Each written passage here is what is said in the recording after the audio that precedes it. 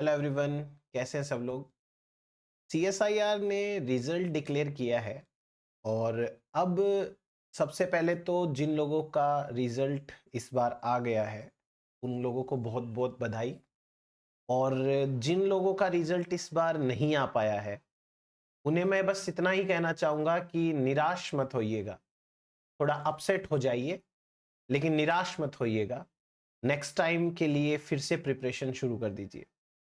अब जिन लोगों का रिजल्ट आ गया है उन लोगों के लिए एक सिंपल सा सवाल जो उनके जहन में आ रहा होगा वो ये है कि इस रिजल्ट के बाद में क्या करना है। आपका नेट क्लियर हो गया या जेआरएफ क्लियर हो गया है तो आपको अब आगे क्या करना चाहिए। सो बेसिकली आज के हमारे सेशन में हम बात करने वाले हैं एक बहुत इंपॉर्टेंट बहुत सिंपल क्वेश्चन के ऊपर। और वो क्वेश्चन आपके सामने है। आपको सीएसआईआर के बाद में जेआरएफ लेने के बाद में क्या करना चाहिए।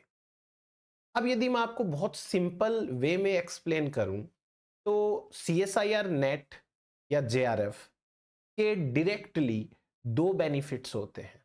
चलिए अपन शुरुआत करते हैं अपने सेशन की बहुत सिंपल तरीके से। यदि आपके पास में जेआरएफ आ चुकी है तो अब आपके सामने दो ऑप्शंस हैं। बड़े सिंपल हैं, बड़े क्लियर हैं। ऑप्शंस ये हैं कि या तो आप असिस्टेंट प्रोफेसर बन सकते हैं या आप पीएचडी शुरू कर सकते हैं। हम दोनों ही पॉइंट्स के ऊपर बहुत अच्छे से चर्चा करने वाले हैं। आपको एक एक पॉइंट में क्लियर कर दूंगा। मुझे लगता है कि इस सेशन के बाद में आपका जो सवाल रहेगा उसका बहुत हद तक आंसर मिल चुका होगा। अपन एक एक करके बात शुरू करते हैं अपनी। हमारा सवाल ये है कि भाई सीएसआईआर जेआरएफ अगर क्लियर हो गई है तो अब हमें क्या करना चाहिए। दो ऑप्शंस है हमारे पास में, असिस्टेंट प्रोफेसर और दूसरा है हमारे पास में पीएचडी करना। पहले असिस्टेंट प्रोफेसर के ऊपर चर्चा करते हैं। अगर आप चाहते हैं कि जेआरएफ निकलते ही आपके लिए असिस्टेंट प्रोफेसर की वैकेंसी भी अवेलेबल हो तो आपको पता है ये आपके हाथ में नहीं है, राइट। आप कौन से स्टेट से बिलोंग करते हैं, उस स्टेट में कब असिस्टेंट प्रोफेसर की वैकेंसीज निकलती है, वो सारी चीजें जो है वो इंपॉर्टेंट फैक्टर्स रहती हैं। कई बार हमारी किस्मत अच्छी होती है तो जैसे ही सीएसआईआर का रिजल्ट आता है और 1 या 2 महीने के अंदर वैकेंसी आ जाती है हम प्रिपरेशन शुरू कर देते हैं। लेकिन ज्यादातर समय ऐसा नहीं भी होता है या ज्यादा स्टूडेंट्स के साथ में ऐसा नहीं होता है। तो ऐसे कौन कौन से फैक्टर्स हैं जो सीएसआईआर के बाद असिस्टेंट प्रोफेसर एग्जाम के लिए इंपॉर्टेंट है। मैं एक एक करके आपको एक्सप्लेन करता हूं, बड़ी सिंपल सी चीजें हैं। तीन हमारे पास में पॉइंट है, एक के बाद एक हम चर्चा करेंगे। सबसे पहला है vacancy opening duration. Vacancy opening duration जैसे मैंने आपको बोला कि कई बार किस्मत अच्छी होती है तो एक हाथ सीएसआईआर का रिजल्ट होता है, दूसरे हाथ वैकेंसी आ जाती है और हम वैकेंसी की प्रिपरेशन करना चालू कर देते हैं। बट ऐसा सब लोगों के साथ में नहीं होता है। तो ये पहला एक बहुत मेजर फैक्टर रहता है कि आप असिस्टेंट प्रोफेसर की प्रिपरेशन करें या ना करें। दूसरा, आपका सब्जेक्ट क्या है मास्टर्स में। जो बच्चे बॉटनी या जूलॉजी बैकग्राउंड के हैं चलो उनके लिए तो बहुत बेनिफिट है, उनके लिए तो ये रास्ता सीधा सीधा है।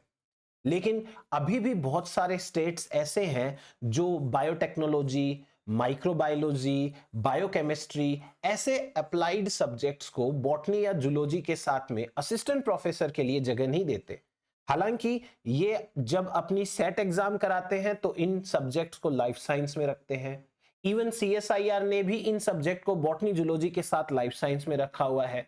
लेकिन क्या कर सकते हैं, अभी भी कुछ जगह ऐसी हैं जहां पर ये सब्जेक्ट्स ना तो बॉटनी में है ना जूलॉजी में है। राजस्थान के अंदर भी ऐसा हुआ करता था लेकिन इस बार से इन्होंने काफी ज्यादा रिलैक्सेशन दिया है, उन स्टूडेंट्स को अप्लाई करने का मौका दिया है। तो आपका मास्टर्स का सब्जेक्ट क्या है ये बहुत ज्यादा मैटर करता है। एंड देन तीसरी एक इंपॉर्टेंट चीज आती है, process of selection. Her state की अपनी अपनी प्रोसेस होती है। अब आप इसे कुछ भी कह लीजिए। कई बार यह होता है कि एक स्टेट के अंदर एग्जाम्स के साथ साथ आपको सब्जेक्ट के साथ साथ आपको जनरल नॉलेज उस पर्टिकुलर स्टेट का पूछा जाता है। जैसे राजस्थान के अंदर ये है। अब इसके पीछे क्या एजेंडा है वो हम एज्यूम नहीं कर सकते। अगर हम कुछ समझना चाहें, कुछ बोलना चाहें, तो ये बोल सकते हैं कि हो सकता है राजस्थान गवर्नमेंट ये चाहती है कि राजस्थान के जो कैंडिडेट्स हैं उनका सिलेक्शन ज्यादा हो, इसलिए राजस्थान के अंदर ये पैटर्न है कि आपको राजस्थान का जनरल नॉलेज आना चाहिए। अगर आप CSIR JRF क्वालिफाई करते हैं तो आप इंडिया के हर स्टेट के लिए असिस्टेंट प्रोफेसर के लिए एलिजिबल तो हो जाते हैं, परंतु फिर भी कई जगह प्रोसेस है वो ऐसी है कि आपको पर्टिकुलर स्टेट का जनरल नॉलेज पढ़ना पड़ेगा। अब being a student of life science हम अपने ही स्टेट का जीके नहीं पढ़ सकते, तो दूसरे स्टेट का जीके पढ़ना थोड़ा सा डिफिकल्ट है। दूसरा, उसके बाद में एक इंटरव्यू प्रोसेस भी तो रहता है इस एग्जाम के अंदर, सिलेक्शन के अंदर। अब उस इंटरव्यू में अगर आप पहुंच जाओगे तो उसके बाद इंटरनल एंड एक्सटर्नल कई सारे फैक्टर्स होते हैं जो आपके सिलेक्शन को अफेक्ट करते हैं। तो आपके लिए ये प्रोसेस भी इंपॉर्टेंट है। आपकी जेआरएफ मान लीजिए आज निकली है, तो कितने टाइम बाद में वैकेंसी निकलेगी, दूसरा आपका सब्जेक्ट क्या है, और तीसरा उस एग्जाम का सिलेक्शन प्रोसेस क्या है। आप कोशिश ये करें कि आप अपने स्टेट का असिस्टेंट प्रोफेसर एग्जाम है वो सेलेक्ट करें, या अपने स्टेट की जो बाउंड्री है उसके आसपास वाले स्टेट्स है आप वहां तक जाएं तो ज्यादा बेनिफिशियल है आपके लिए। लेट्स से कि कोई नॉर्थ इंडिया का स्टूडेंट है और साउथ इंडिया के अंदर कहीं वैकेंसी निकलती है, तो वो वैकेंसी के लिए वहां चला जाता है एंड लेट्स से कि उसका सिलेक्शन भी हो गया। पर प्रैक्टिकली अगर देखा जाए तो इस तरीके के सिलेक्शन का कोई फायदा नहीं है। आप एक पर्टिकुलर स्टेट के हैं, आपने अपनी जॉब के लिए अपनी स्टेट चेंज कर ली है, अब आप 60 साल तक वहां पर जॉब करेंगे। एक बार सोच के देखिए, आपकी रूट्स हैं वो छूट जाती हैं, आपका जो होम स्टेट है वो छूट जाता है। प्रैक्टिकली ये चीज बहुत ज्यादा अच्छी नहीं है, पर क्या कर सकते हैं, जॉब के लिए करना भी पड़ता है। ये तीन इंपॉर्टेंट फैक्टर्स हैं जो असिस्टेंट प्रोफेसर एग्जाम को अफेक्ट करते हैं।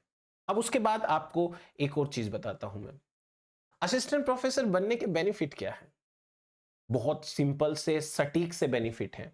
आपको एक जॉब मिल जाती है, आपकी लाइफ में स्टेबिलिटी आ जाती है। ठीक है, ये दो बहुत इंपॉर्टेंट फैक्टर्स, इंपॉर्टेंट बेनिफिट्स हैं।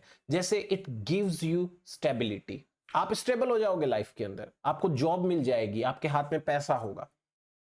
इसके साथ साथ जब आपके हाथ में टाइम से जॉब आ जाती है तो वो जॉब आपके लिए बड़ी बेनिफिशियल रहती है। लेकिन क्या आपको यह पता है कि यदि आपने असिस्टेंट प्रोफेसर प्रोफेशन सीधा सीधा सेलेक्ट कर लिया विदाउट डूइंग पीएचडी, तो इसके क्या क्या कॉन्स हैं, क्या क्या इसके जो है वो लॉसेस हैं। चलिए अपन इस पॉइंट के ऊपर भी चर्चा कर लेते हैं। What are the cons of becoming assistant professor without doing PhD?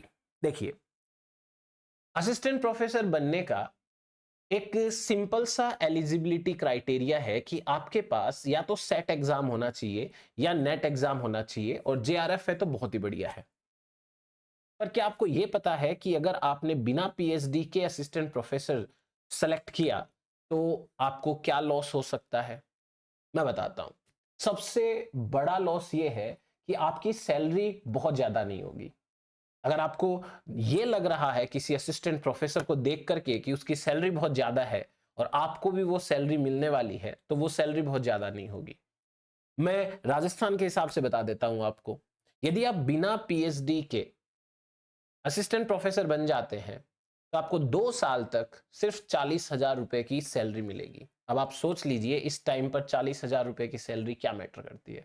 उसमें से भी आप गवर्नमेंट के नॉर्म्स के अकॉर्डिंग कुछ पैसे काट पीट के आपके हाथ में कुछ कम ही आएगा। अब आपके पास पीएचडी नहीं है, तो पीएचडी नहीं है तो आपका इंक्रीमेंट है वो बहुत स्लो होगा। आपको जूनियर स्केल की सैलरी मिलती है जो बहुत ज्यादा नहीं है। सीनियर स्केल की सैलरी लेने के लिए आपके पास में पीएचडी होना कंपलसरी है। आप असिस्टेंट प्रोफेसर से एसोसिएट प्रोफेसर बनेंगे, एसोसिएट प्रोफेसर से प्रोफेसर बनेंगे, वहां तक पहुंचना है तो पीएचडी तो कंपलसरी है। इसका मतलब यह हुआ कि खाली असिस्टेंट प्रोफेसर बनने से काम नहीं चलेगा। आपको पीएचडी तो करनी ही पड़ेगी। यदि आपने पीएचडी नहीं करी तो आपको सबसे बड़ा लॉस ये होगा कि आपकी सैलरी बहुत कम होगी। लेट्स सपोज कि आप असिस्टेंट प्रोफेसर बन गए हैं बिना पीएचडी किए हुए, तो आपके साथ में क्या होने वाला है, कुछ टाइम ड्यूरेशन तक तो आप प्रोबेशन पीरियड पे रहोगे। उसके बाद जब आपकी सैलरी नहीं बढ़ेगी तो आपको अपने आप समझ में आएगा कि आपको पीएचडी कर लेनी चाहिए। तो अब आप क्या करेंगे, गवर्नमेंट जॉब के साथ पीएचडी करना शुरू करेंगे। आपको गवर्नमेंट जॉब के साथ में पीएचडी करने में जो परेशानियां होने वाली है वो आप प्रैक्टिकली ही समझ सकते हैं। ऐसे थ्योरेटिकली अगर मैं बता भी दूंगा तो आपको महसूस नहीं होगी वो परेशानियां। इसलिए जब आप गवर्नमेंट जॉब में आ जाते हैं प्लस पीएचडी करना चालू करते हैं तो आपको दोनों में तालमेल बिठाने में बहुत दिक्कतें आती हैं। टाइम तो आपको वैसे भी लगना है। आप ये भी मत सोचना कि आप जब पीएचडी करोगे गवर्नमेंट जॉब के साथ तो आपको स्कॉलरशिप के पैसे भी मिलेंगे प्लस आपकी सैलरी भी मिलेगी, ऐसा कुछ नहीं होता है। ठीक है, आपको पैसे बहुत कम ही मिलने वाले होते हैं। तो बेटर ये है कि आप असिस्टेंट प्रोफेसर में यदि जाना चाहते हैं तो आपके हाथ में पहले पीएचडी होनी चाहिए, ताकि प्रोबेशन पीरियड खत्म होते ही एक बढ़िया अमाउंट आपके हाथ में एज सैलरी आ जाए। और एक सबसे जो मुझे लगता है बड़ा वीक पॉइंट है असिस्टेंट प्रोफेसर बनने में, सीधे सीधे असिस्टेंट प्रोफेसर बनने में, आपका टैलेंट जो है ना वो वेस्ट हो जाता है। अब यदि आप गवर्नमेंट एम्प्लॉय को देखते हो तो ये हमारे इंडिया के अंदर एक दुर्भाग्य की बात है कि आपकी पोस्ट कुछ और होती है और आपको काम कुछ और करना पड़ता है। आप असिस्टेंट प्रोफेसर होते हैं बट इलेक्शंस में आपकी ड्यूटी लगेगी। आप पढ़ाएंगे कब बच्चों को? हमने कई बार ऐसे देखा है कि एक टीचर का पूरा सेशन इसी तरीके के कामों में गुजर जाता है और वो एक सिंगल क्लास तक नहीं ले पाता, सिंगल क्लास नहीं ले पाता है। आपकी इलेक्शंस में ड्यूटी लग जाएगी, कोई और सरकारी योजना आती है उनमें ड्यूटीज लग जाती है, आपको किसी भी तरीके के कामों में इंगेज किया जा सकता है। तो जो आपका एक पर्पस रहता है कि आपको स्टूडेंट्स को बेहतर सब्जेक्ट देना है, वो कम फुलफिल हो पाता है। तो ये कुछ कॉन्स मैं समझता हूं इस जॉब के पीछे है। एक तो सैलरी कम होगी क्योंकि आपके पास में पीएचडी नहीं है, पीएचडी नहीं है तो जूनियर स्केल के पैसे मिलेंगे आपको, सीनियर स्केल के पैसे नहीं मिलेंगे। टाइम लगेगा सीनियर स्केल में आते आते बिना पीएचडी के, तो पीएचडी तो करना जरूरी हो गया।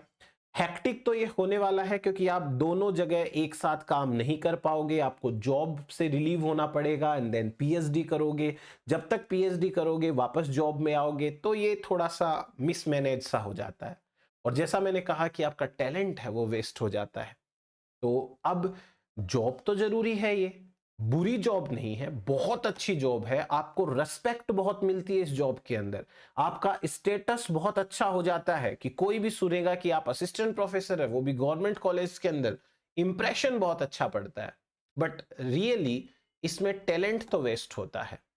एंड देन बात ये आती है कि जब पीएचडी करनी ही है तो पीएचडी कहां से करें? अब ये एक बहुत कॉमन सा क्वेश्चन रहता है, पीएचडी कहां से करें? उसके जवाब में एक सवाल है और सवाल बड़ा सिंपल सा है।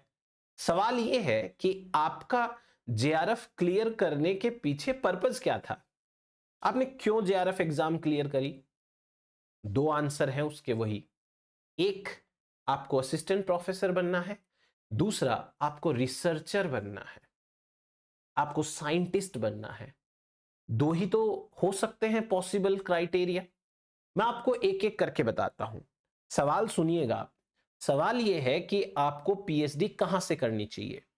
तो जवाब यह है कि आपने जेआरएफ क्यों क्लियर करी, यानी आपका एम क्या है। अगर आपका एम है कि असिस्टेंट प्रोफेसर बन जाए आप, तो आपको पीएचडी कहां से करनी चाहिए मैं बता देता हूं। आप कोई ऐसी कॉलेज या यूनिवर्सिटी सेलेक्ट करो जहां 3 साल में पीएचडी हो जाती है। लोकल यूनिवर्सिटी या लोकल कॉलेज सेलेक्ट करनी है।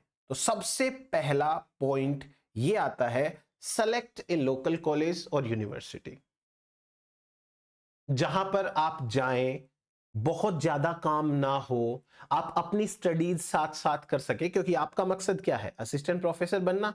तो आप पीएचडी के साथ साथ अपनी प्रिपरेशन भी कंटिन्यू रख सकते हैं। तो आपको एक लोकल कॉलेज या लोकल यूनिवर्सिटीज सेलेक्ट करनी है। और ये कहां मिलेगी, आप सबको पता है, हम सबको पता है कैसे पीएचडियां होती हैं इंडिया के अंदर, वो भी हम सबको पता है। तो असिस्टेंट प्रोफेसर यदि बनना है, नाम की पीएचडी चाहिए ना, लोकल कॉलेज या यूनिवर्सिटी।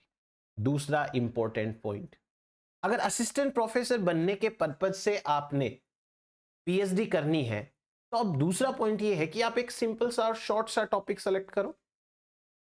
क्यों हमें ऐसा टॉपिक सेलेक्ट करना है जिसके ऊपर हमारे 4 साल, 5 साल, 6 साल, 7 साल लग जाए? क्योंकि ऐसे में यदि आपने पीएचडी करी तो फिर आपका पीएचडी का कोई फायदा नहीं है, अगर आपको असिस्टेंट प्रोफेसर ही बनना है तो।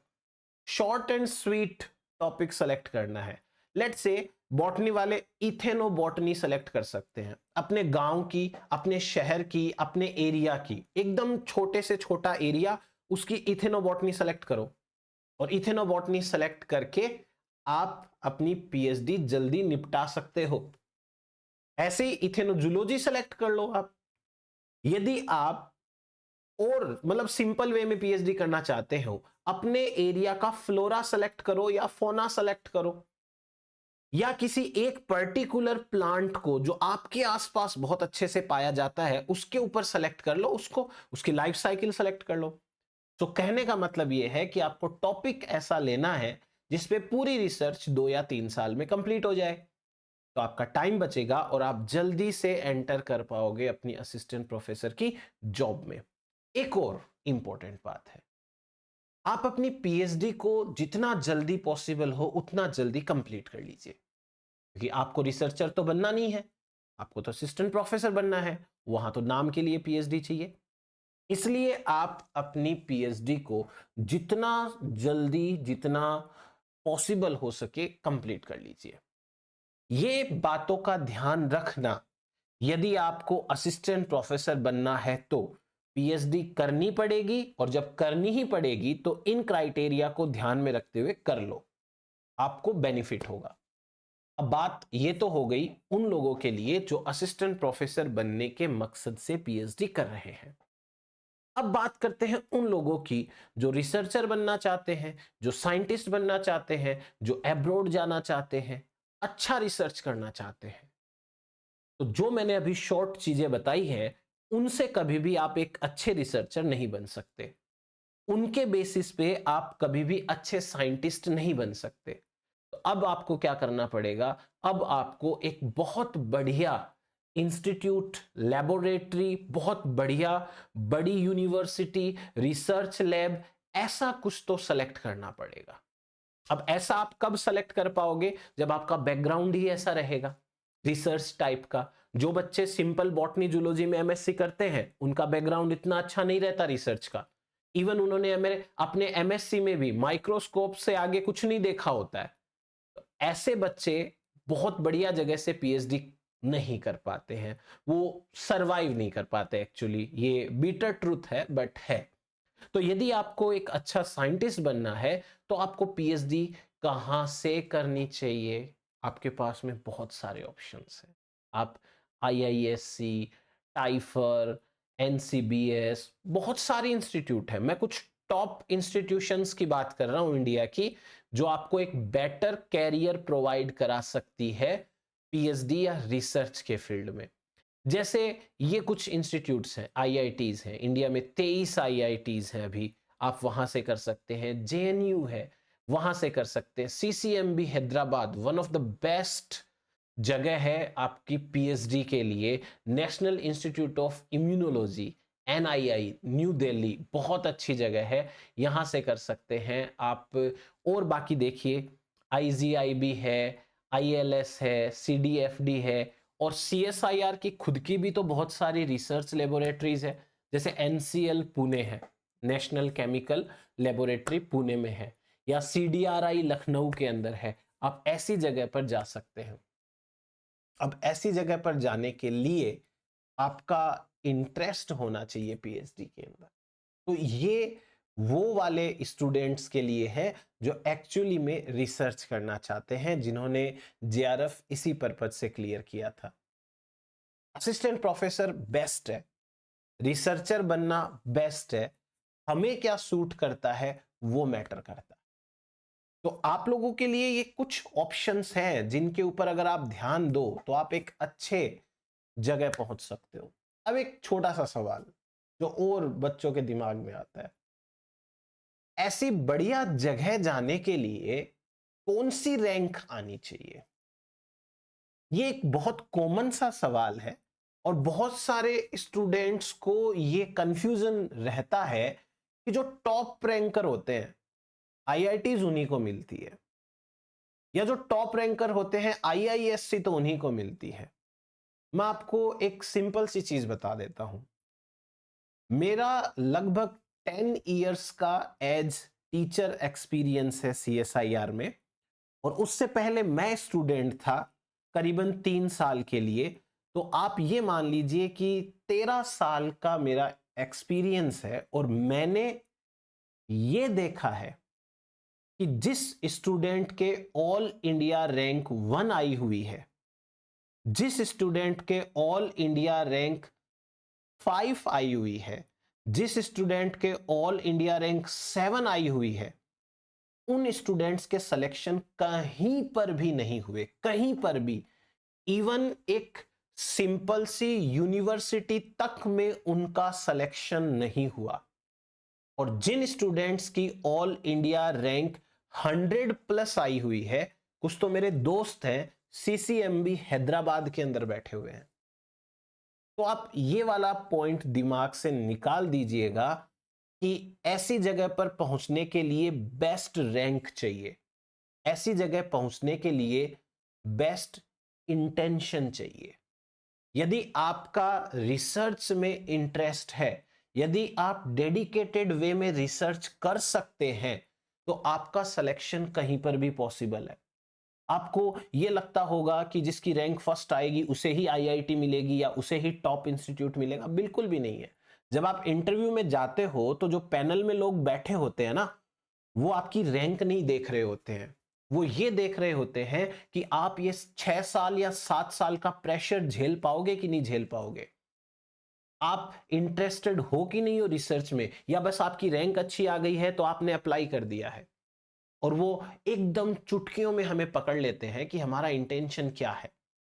जैसा मैंने आपको बताया, मैंने अच्छे अच्छे रैंकर्स देखे हैं जिनके सिलेक्शन यूनिवर्सिटी तक में नहीं हुए, वहां से वो रिजेक्ट हुए हैं। और कई सारे ऐसे लोग हैं जिनकी 100 प्लस रैंक है, अच्छी अच्छी जगह पर बैठे हुए हैं। तो अब आप खुद सोच लीजिए कि कौन सी रैंक सही है।